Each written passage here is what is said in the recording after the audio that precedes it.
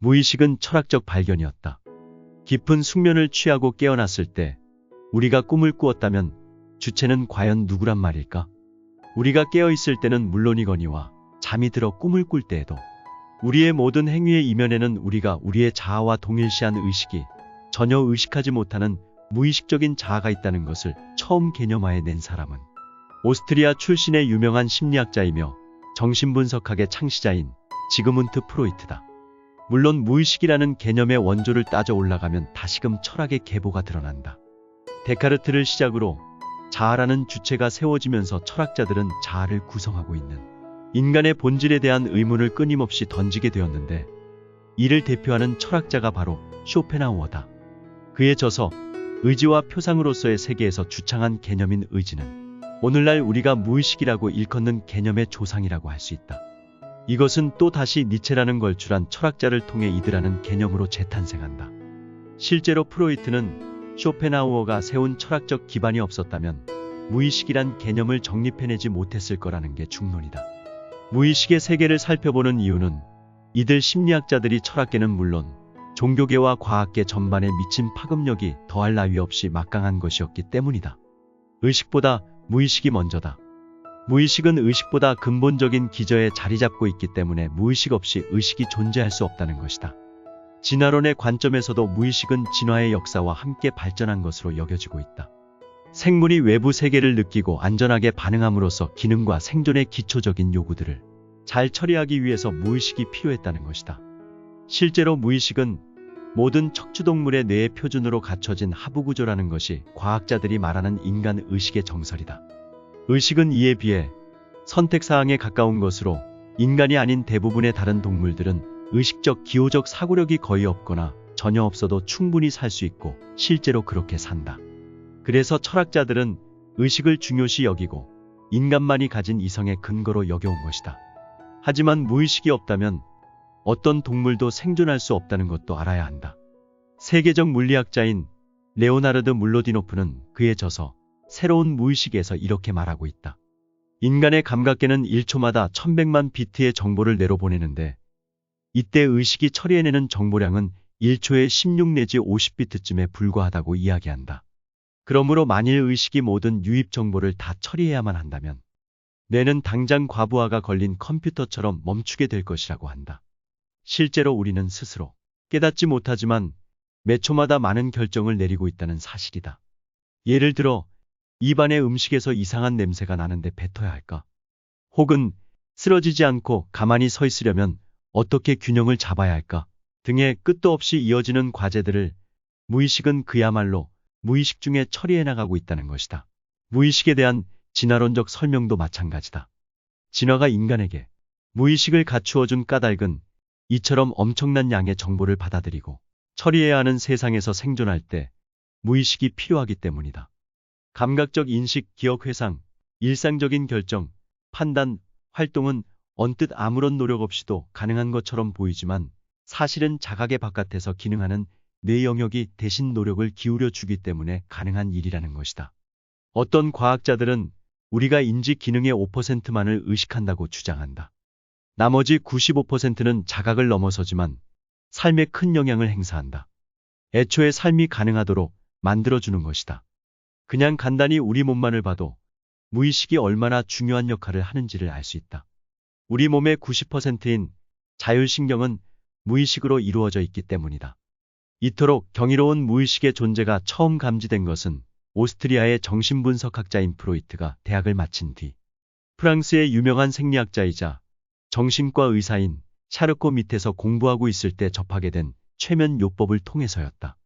당시 몇몇 정신과 의사들은 최면을 통해 환자의 심리 상태를 알아내는 방법을 사용하고 있었는데 베르나임이라는 의사도 그중 한 명으로 그는 한 여성에게 최면술 요법을 시행하던 중 무척이나 놀라운 발견을 하게 된다. 최면에 걸린 여성에게 우산을 펴도록 시키고는 최면에서 깨어나게 한 후 왜 우산을 펴고 있냐고 묻자 그 여성은 이런저런 핑계를 대며 그 우산이 자기 것인지 궁금해서 펴봤다는 답을 했다. 이것은 후최면 효과라는 현상으로 의식이 없는 최면 상태에서 행한 행동을 최면이 풀리고 의식이 돌아왔을 때도 하게 되는 기이한 상황이었다. 우리 모두가 왜 하는지도 모르는 채 어떤 행동을 하는 것이 가능하다는 사실을 보여준 실험이었다. 프로이트는 최면 요법과 관련한 이와 같은 임상 사례들을 접하면서 인간에게는 의식과는 전혀 다른 차원의 영역이 존재한다는 것을 어렴풋이 느끼게 되고 흥미를 갖게 된다. 그러다 동료 의사 브로이어와 함께 히스테리 환자들을 최면 요법을 통해 치료해 나가면서 중대한 발견을 한다. 평소에는 환자 자신도 왜 그러는지 몰랐던 히스테리의 근본 원인을 최면을 통해 지속적으로 질문하기 시작하자 환자가 최면에 걸린 상태에서 그 이유를 말했고 최면에서 깬 환자에게 그 원인을 말해 주었더니 히스테리 증상이 없어진 것이다. 무의식이 실제로 존재한다는 것을 더욱 확신하게 해준 발견이 아닐 수 없었다. 프로이트는 결국 독자적인 무의식 연구에 열중하게 되는데 여기에서 더 놀라운 성과들이 쏟아져 나오게 된다. 그때까지는 최면 요법을 시행하거나 정신적 문제가 있는 사람들에게만 해당되는 개념이었던 무의식이 모든 사람들이 가지고 있는 보편적인 것이며 우리가 자아라고 생각하는 의식이야말로 무의식이라는 빙산의 일각에 불과함을 알아내고 학문적 개념으로도 정립하게 된 것이었다. 이때 프로이트가 선택한 무의식 연구의 주제가 바로 꿈이었다. 사람이라면 누구나 잠을 자고 꿈을 꾼다는 바로 이 절대 불변의 사실에서 무의식은 누구에게나 적용되는 보편적 실체로서의 지위를 얻을 수 있었기 때문이다. 프랑스의 철학자 데카르트의 나는 생각한다, 고로 나는 존재한다로 대표되는 근대 철학의 기틀에는 자아라는 주체가 의식과 동일시되고 그 주체가 모든 대상을 판단하고 거기에 의미를 부여하며 자신의 세계를 만들어 간다는 전제가 깔려 있었다.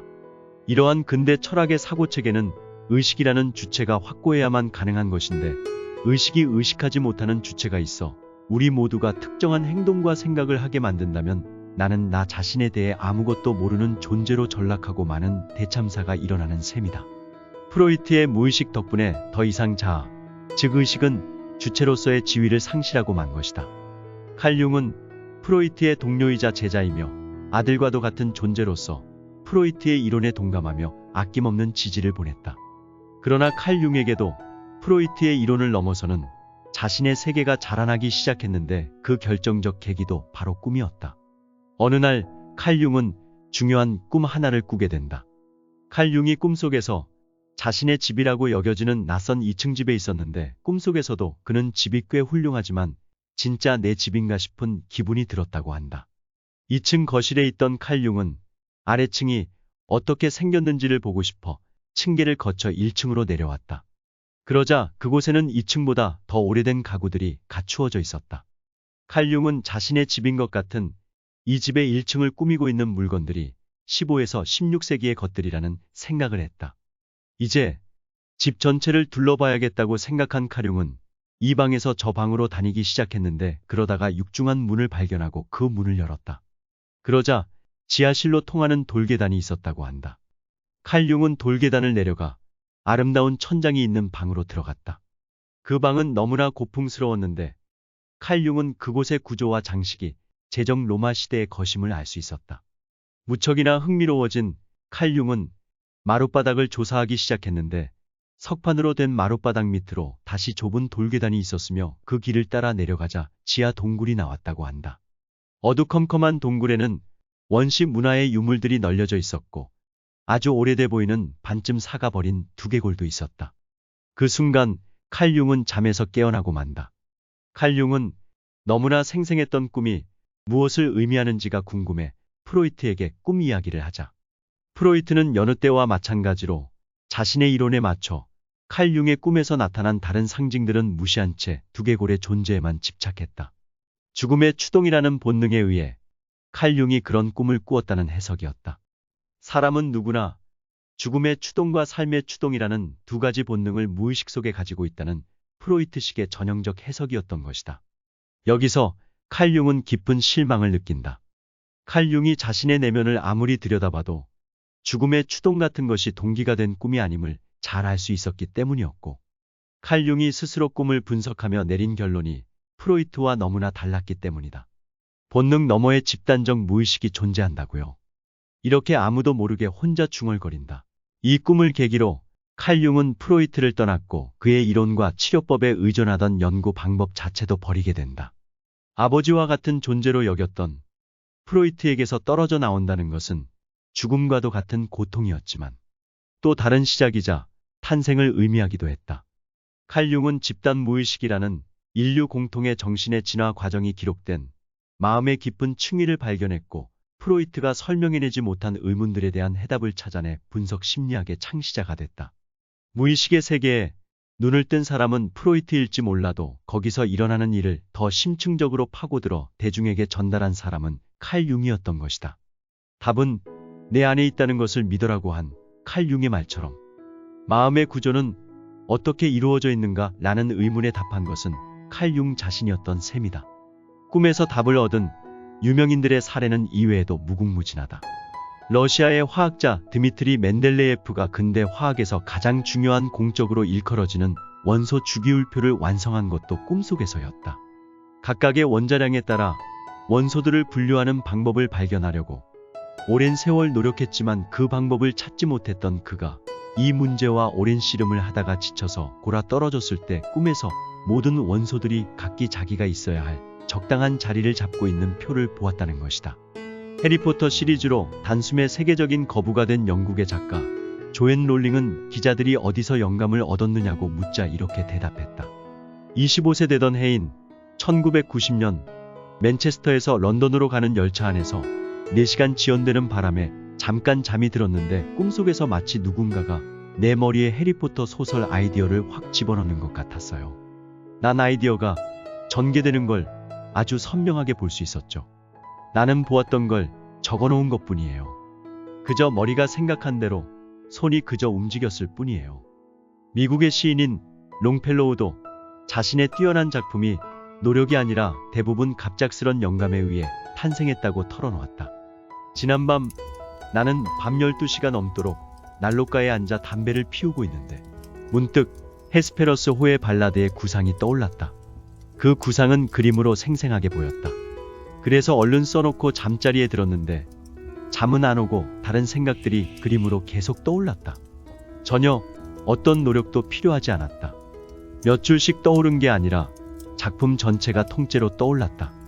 비틀스의 멤버인 폴 맥카트니가 작곡한 예스터데이도 어느 날 아침에 꾼 꿈속에서 들은 현악 4중조 앙상블 연주를 즉각 악보에 옮긴 것으로 폴 맥카트니는 회상한다.